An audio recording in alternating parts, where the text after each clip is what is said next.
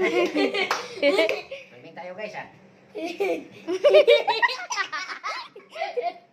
Walang bayad sa entrance, basta kasya ka lang sa drum.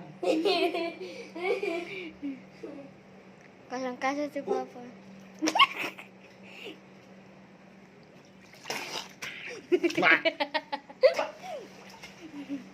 Hindi pa po yung kanina.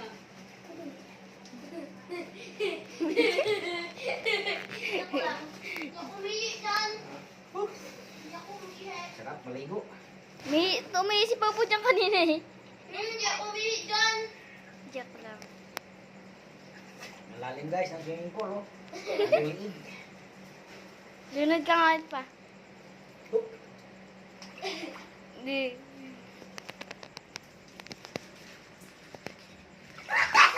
Tapos tayo pa yan.